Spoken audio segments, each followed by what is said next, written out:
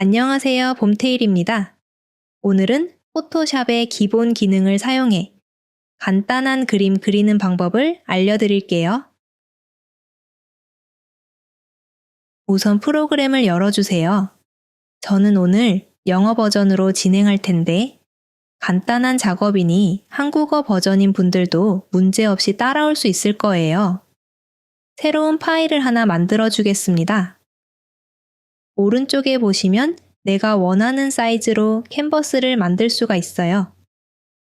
이번 시간에는 2500 by 2500 픽셀로 캔버스를 만들어 볼게요. 웹 버전의 파일을 만들 예정이기 때문에 DPI는 72로 설정을 해주세요. 컬러 부분이 CMYK인 분들은 RGB로 변경해 주시면 됩니다. 이외의 설정은 건드리지 않았어요. 한번 확인해 주시고 크리에이트 버튼을 눌러 새 캔버스를 만들어 주겠습니다. 이제 우리가 사용할 간단한 기본 툴을 한번 알아볼 건데요. 좌측을 보시면 여러 도구들을 확인할 수 있는데 여기서는 브러쉬와 지우개에 대해 간단히 알아보고 우측에서는 컬러와 레이어에 대해 알아보도록 하겠습니다. 혹시라도 저와 레이아웃이 다르신 분들은 윈도우의 워크스페이스에 에센셜 디폴트 모드인지 확인하시고 우측에 컬러나 레이어 창이 없다면 해당 창들이 꺼져 있는지 한번 확인해 주세요. 먼저 브러쉬는 우리가 포토샵에서 사용하는 그리기 도구를 뜻하는 건데요. 단축키는 B입니다. 예를 들어서 만약에 스케치에서 연필 브러쉬를 선택했다 하면 내가 화면에 이렇게 그림을 그렸을 때 실제로 내가 연필로 그리는 것 같은 질감과 효과로 그림을 그릴 수 있습니다. 다른 브러쉬도 한번 볼까요? 소프트 라운드 브러쉬를 선택해주면요. 이렇게 약간 뿌연 브러쉬 질감으로 그림을 그릴 수가 있죠? 여러분이 새로운 브러쉬를 구매를 하셔도 되고 무료로 배포되는 브러쉬를 다운로드해서 사용하셔도 됩니다. 그런데 제 경우에는 이모티콘이나 캐릭터를 그리시는 분들한테는 좀 필압이 적은 기본 브러쉬를 추천해 드리거든요. 상단의 하드라운드 브러쉬를 사용하시는 걸 가장 추천드려요. 드라이 미디어 브러쉬에 있는 여러 연필 브러쉬는 실제 연필과 유사한 느낌이 들기 때문에 아이디어 스케치를 한다든지 간단하게 생각나는 대로 그림을 그려보고 싶을 때와 같이 자유롭게 그림을 그리는데 적합하다고 할 수가 있습니다. 여기까지 브러쉬에 대해서 조금 알아봤고요. 브러쉬 아래쪽에 있는 지우개 모양의 버튼은 우리가 생각하는 그 지우개랑 똑같은 기능이에요. 단축키는 E입니다. 현실과 조금 다른 점은 브러쉬처럼 지우개도 여러 가지 모양의 툴을 선택할 수가 있어요. 예를 들어서 소프트 라운드 브러쉬 모양으로 지우개를 선택해주면요. 뿌옇고 불투명하게 지워지는 걸 볼 수가 있죠? 만약에 또렷한 브러쉬 모양의 지우개를 선택했다고 하면요. 지워지는 이 단면도 굉장히 깔끔하게 지워진다고 볼 수가 있습니다. 그리고 지우개랑 브러쉬랑 공통사항은 상단에 툴바가 있다는 건데요. 왼쪽에서 크기를 조절할 수가 있고 오퍼시티 부분에서 투명도를 조절할 수가 있습니다. 예를 들어서 지우개에서 투명도를 좀 낮췄어요. 그러면 지워지는 투명도도 내가 설정한 값에 맞춰서 투명하게 지워지는 거죠. 그래서 내가 좀 깔끔하게 지우고 싶다 하면 불투명도 100으로 설정을 해서 지우면 되겠죠?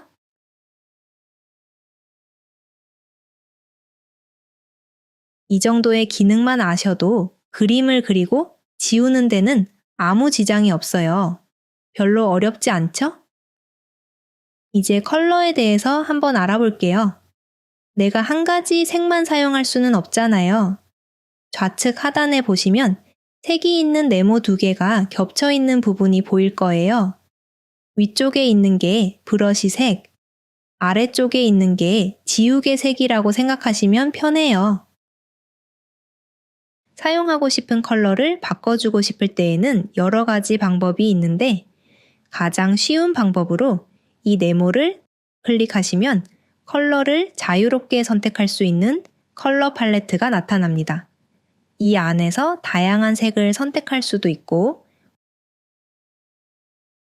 우측에 컬러 창으로 가셔서 선택해 주셔도 됩니다.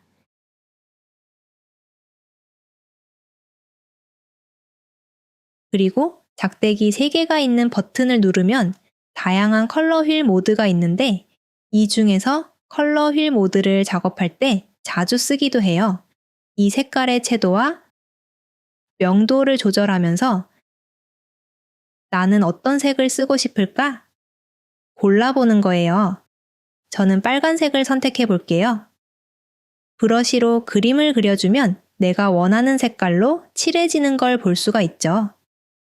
이제 기본 기능은 다 알게 됐어요. 사실 이것만 알고 있어도 여러분이 작업하실 때 아무 지장이 없어요. 하나도 어렵지 않죠. 그럼 이번에는 조금 더 심화라고 할 수 있는 종이에 그림을 그리는 거랑 프로그램을 사용했을 때의 가장 큰 차이점에 대해서 알려드릴 건데요. 바로 레이어라는 기능입니다. 레이어를 처음 접하는 분들을 위해서 설명을 해드리기 전에 아까 그린 거는 없애버리고 새 레이어를 만들어 볼게요. 이 플러스 모양의 버튼을 누르면 새 레이어를 만들 수 있어요. 종이 위에 그린다고 생각하고 우선 작업해 볼게요. 내가 빨간 삼각형 위에다.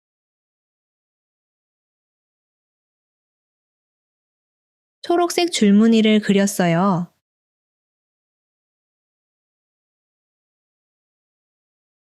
근데 줄무늬를 지워야 한다고 생각해 보세요. 그러면 이 초록색 줄무늬랑 빨간색 삼각형이랑 같이 지워지겠죠.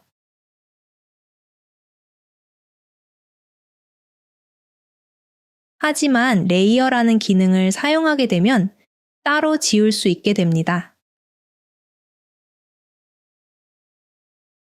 플러스 아이콘을 눌러서 레이어를 2개 더 만들어 줄게요. 레이어 1을 클릭해 주시고 빨간색 삼각형을 새로 그려주세요.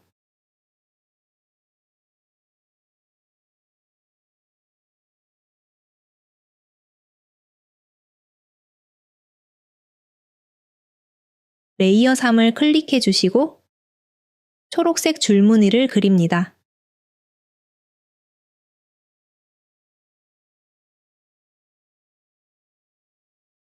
이렇게 레이어를 구분해서 그려주게 되면 일반 종이와는 다르게 각각 다른 투명한 종이가 서로 겹쳐있는 역할을 해서 레이어 3을 선택하고 지우개로 지우면 오른쪽에 있는 삼각형과는 다르게 초록색 줄무늬만 깨끗하게 지워지는 것을 확인할 수 있습니다. 작업을 하실 때도 레이어를 적극적으로 나누어서 사용하는 연습을 하셔야 되는 게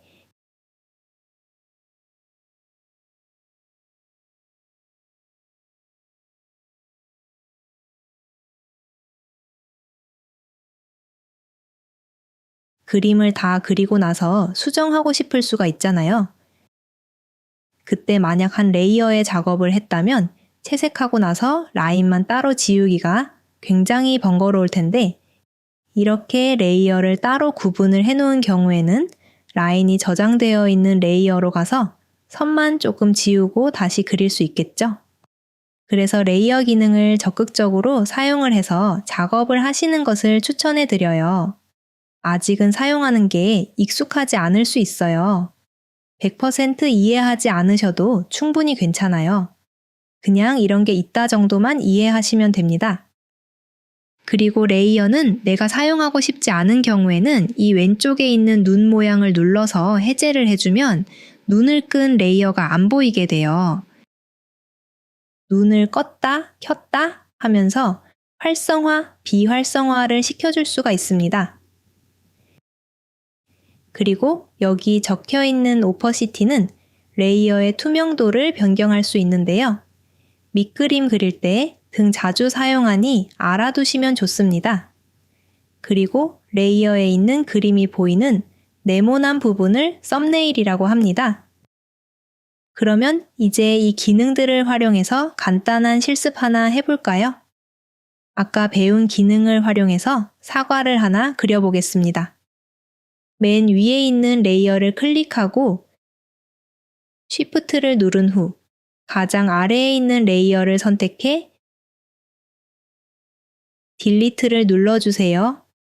기존에 있던 레이어를 다 삭제하셨다면 새로운 레이어를 하나 만들어주세요. 우선 동그라미를 하나 그려볼게요. 예쁘게 안 그리셔도 돼요.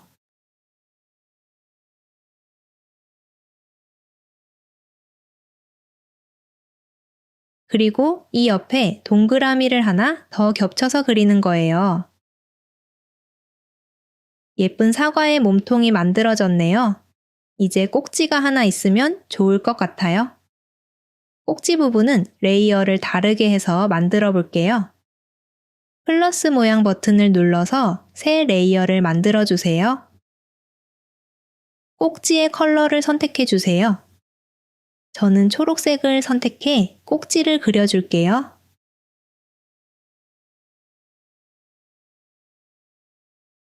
이 레이어는 사과 몸통이 있는 레이어 밑으로 드래그해서 옮겨줄게요.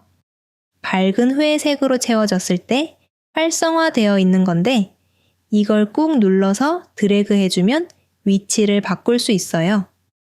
사과 몸통 아래에 레이어가 위치해 있기 때문에 이 위에 막 그림을 그렸는데도 빨간색 사과에 가려서 안 보이죠? 이번엔 잎사귀도 한번 그려볼까요? 잎사귀도 다른 레이어를 만들어서 다른 색깔로 그려볼게요. 저는 노란색으로 그려보겠습니다. 이 노란색 잎사귀를 사과 꼭지 뒤에 위치하게 그려주세요.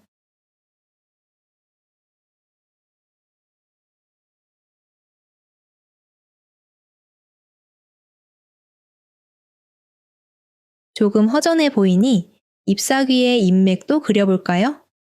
노란 잎사귀 위에 새 레이어를 만들어서 파란색으로 그려볼게요.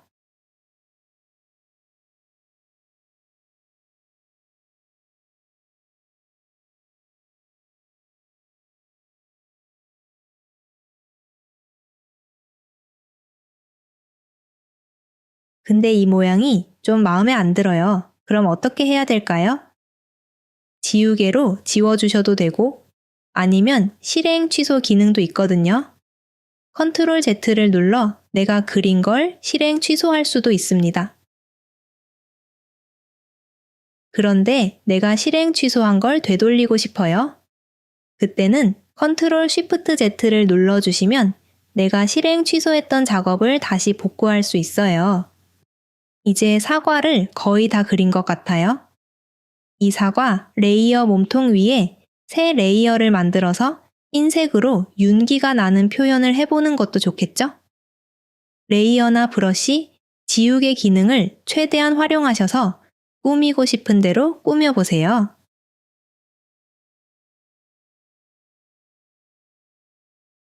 마지막으로 이 이미지를 저장하는 법을 배워볼게요. 우선 포토샵 파일로 먼저 저장해 줄게요. 왼쪽 상단에 파일의 세이브를 눌러주세요. 클라우드 저장이 아닌 컴퓨터에 저장할 것이기 때문에 온 컴퓨터 버튼을 클릭해 줍니다. 원하는 위치에 저장을 해줍니다.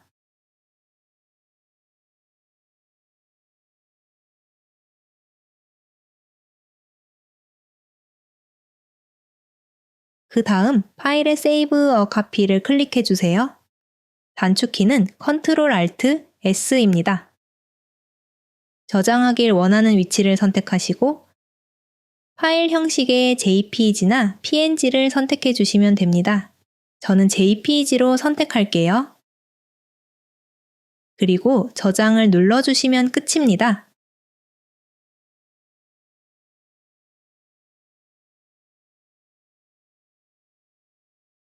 방금 저장한 위치에 가셔서 보시면 이렇게 저장된 내 사과 이미지를 찾을 수가 있습니다.